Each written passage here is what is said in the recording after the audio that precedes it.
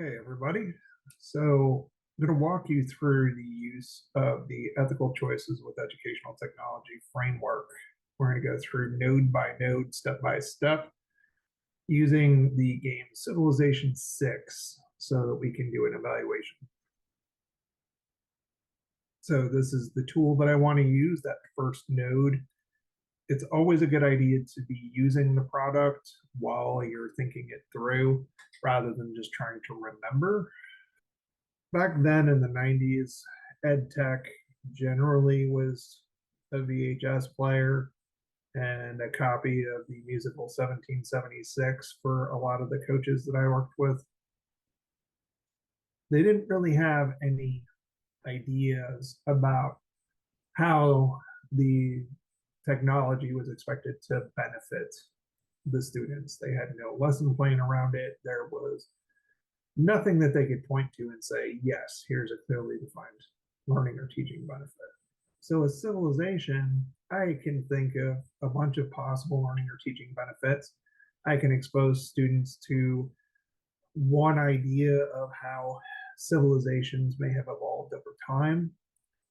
So, I can see how I could potentially use this to support student learning by simulating the evolution of civilization as we kind of sort of understand it. But I can also use it to have students critique our understanding of civilization from a social studies perspective in this instance. A lot of this stuff's not super accurate. It's a game, it's a simulation game. It's great.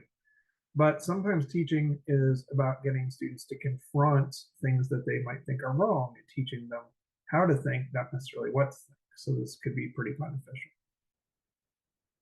So, coming into the game, is there clear evidence that the tool will support student learning? Again, um, I am aware of the research on Civilization, older versions like Civilization 3, Civilization 4, some on Civilization 5. And I believe that there's enough evidence to support the idea that students can learn from exposure to playing this game.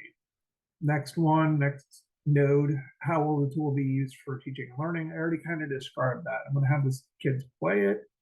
And part of what we're going to do is have them actually talk about their experiences of play. And from their readings, I will ask them to compare what they think they know from the readings versus what they experienced in the game. How is one similar or different than the other? Do some comparison and contrast, get back into that Bloom's taxonomy, try to get them to engage in higher order thinking, to challenge what they think they know about evolution of history, going from reading about it to playing a game that models something about how history works. Are there any other resources I need to make it work? Well, the kids are going to need to have a PC. This is not going to work on Chromebooks. So in this instance, I may need to have a computer lab that has this installed. I would need somebody who can do the installation. So this might need to be imaged on a computer. May have to have Steam installed if I can only get it off of Steam. So there are some challenges in terms of the resources that I need to make this work, whether it's technological resources, human resources. And then finally, is it frustrating for me to use as the teacher? I've been playing this same dumb game since 1993, since Civilization 1. So no, it is not frustrating for me to use. And so the next thing that I'm asked to think about is the feasibility. Does my school have access to the tool, or would they be willing to do it? Yes. I'm going to go ahead for the purposes of the simulation of the application of this tool and say yes. Will students have access to the technology? Yes. Again, the school would have access. Would my students have access? Now, one of the things about accessibility in this instance that is concerning, though, that we would need to think about in this space is it goes beyond just, do I have access where I can turn on the computer and turn on Civilization? It goes to, are there limitations to my students' accessibility that could limit this? Do they have a visual impairment? Is there an auditory impairment that maybe my students have that could make playing the game harder? So in that instance, in order to deal with that issue, I may have to have a student with a visual impairment play with a sighted player so that they are working together and that the visually impaired student has agency and choices in this instance with the technology. So I may have to have some other solutions in this instance to make this work for somebody that has a visual impairment. And then next we have, do I or my students need training to use the tool? This is always a big challenge with that tech. Not everything's super easy to use. Sometimes the directions are terrible. Part of the reason that I am less concerned about this is Civilization offers training to students who are playing it and to teachers. Maybe you're trying to do this with multiple teachers, not just one. One of the benefits to Civilization that has always been in there is the game teaches you how to play it. It gives you tips. You have advisors built into the game who are going to provide you with information and recommendations about what to do. So, do students and teachers have access to training to use the tool? Yes, it's built in. Is the tool easy enough for students to use with minimal help? I believe so. I believe that there is enough scaffolding built into the game that students can follow along with minimal help and support. Next is there IT support? I'm assuming that this is a school that has either an instructional technology specialist full-time, maybe it's middle school or high school, or somebody that serves as a media specialist / librarian and instructional technology specialist who can offer that IT support. Can the tool be used in the amount of available time?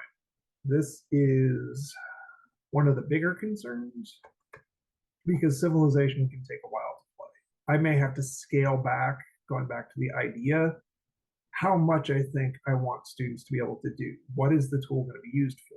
Is my intention to have them play an entire game of Civilization, which could take many hours, or simply to introduce them to maybe the first 50 turns or 100 turns in the game so that they can get exposed to early ideas about Civilization, because that ties into my teaching and learning goals.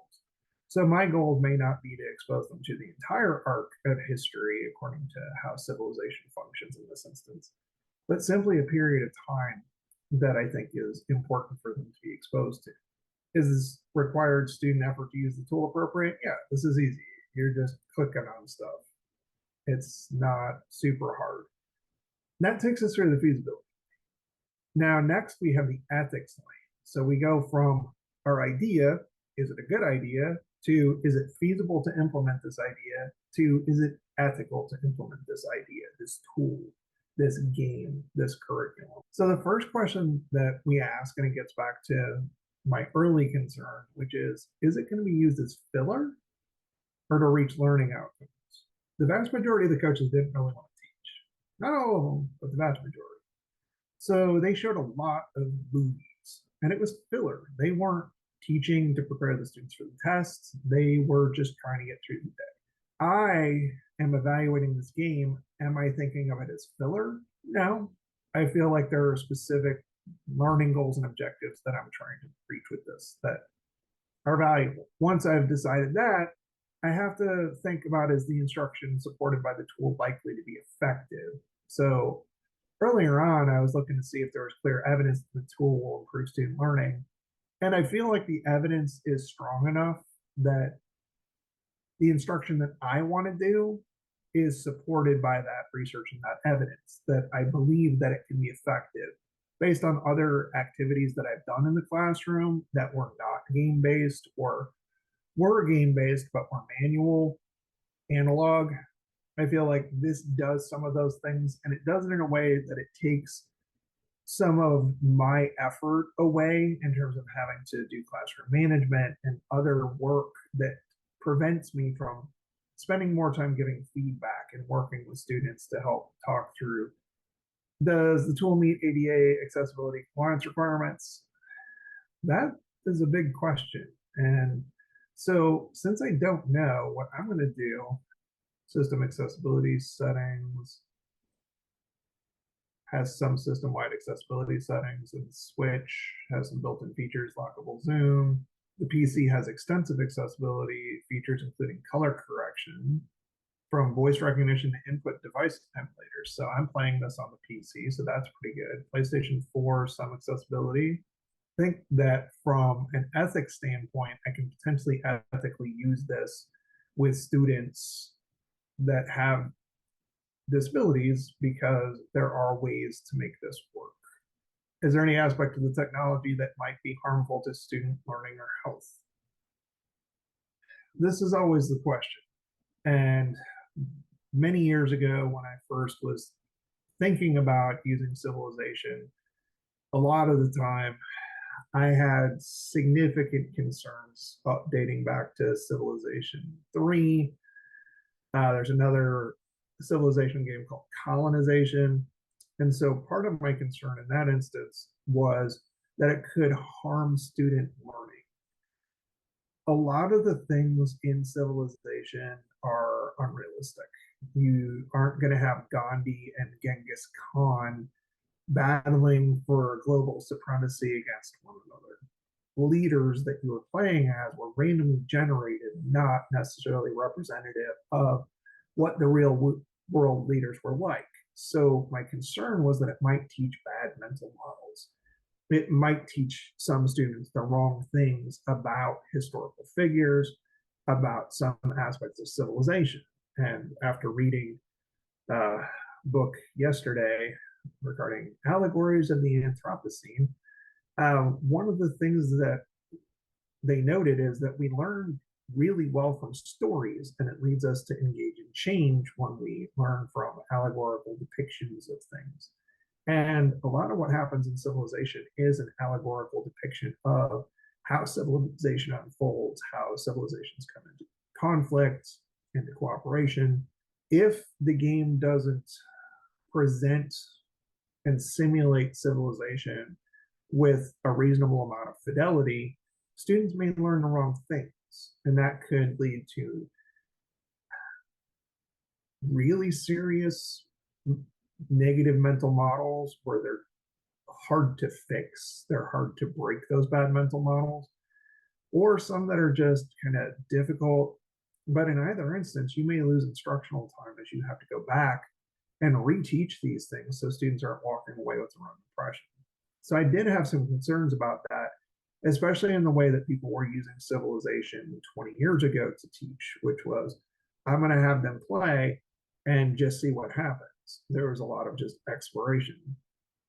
However, I feel like if my learning goals and objectives require students to challenge what they think they're understanding, and that is a regular component of the curriculum that they're engaged in with the game, that challenge can continuously help regulate what they are learning, how they're learning it, and allow me to see if they are learning bad mental models around historical concepts, social studies constructs, whatever it is, and then I can reteach and help modify those through that discourse. But critical discourse is going to be super important in this. Now, next is, can student performance be measured ethically? I'm not really using anything within the game to measure student performance. I don't care if they're successful at getting a domination victory or a diplomacy victory or anything else. Their performance in the game is irrelevant. What I care about is getting them to explain what they're learning in the game and to get them to challenge what they think they're learning and what they think they know. So in this instance, my performance evaluation is something I'm doing. I'm going to develop rubrics. I am going to take it from informal discourses with the students. So I feel like that can be measured ethically. Next up is, who owns the data? Who provides the technology? As far as I know, I own my own save games. I don't know how much is being communicated back to the company. So I think it's pretty ethical. I don't believe that the student data is being collected. I don't think they know who these students are. So I'm okay with that. I think I own my own data, the students own theirs. I feel like overall, in the next node, the technology comes from a fairly trustworthy company. They've worked with educators in the past for a long time. Overall, they seem to be an okay company to work with. The student data, not really worried about the differentiation of instruction. They're not selling the data. So I'm okay with that in the next node. And then is the tool's primary use surveilling and controlling student classroom behavior? That does not seem to be what they're doing at all. This isn't something where it's tracking their movements or anything to see what they're doing in the classroom and capturing their performances on tests or anything. It's a game, it's a simulation game. And so it's just a different way of going about things. So those are all of the questions in the ethics lanes at this point. And now we're moving into the final evaluation. At the end of the day, based on what I think I know, can I know that the tool is effective? Well, because I'm developing this myself, I feel like I can. I feel like I've set goals and objectives for this. And if I reach them, then I'll feel like my choice and use of this was effective. Then do I have the technology and human resources needed to use the tool? I think that I can get them. I think that it can be had in my situation, so I'm okay with that. And then is the tool usable given my training and students' abilities? Yeah, I think because the tool itself teaches them how to use it, that students will be able to do this effectively. Overall, do I believe that I can use this ethically? Yes. I think that I can design a curriculum around this for, say, 4 weeks for students to engage with this game that is going to allow them to learn something that I think is valuable. And by doing this, by asking these questions, we go beyond the traditional, there's a tool, it looks kind of cool, I'm going to play with it, to is there an educational purpose? Can I use this tool for that educational purpose? And is it ethical to use that with my students in a way that's going to help them learn? But the big question we always have to come back to is, should I use it?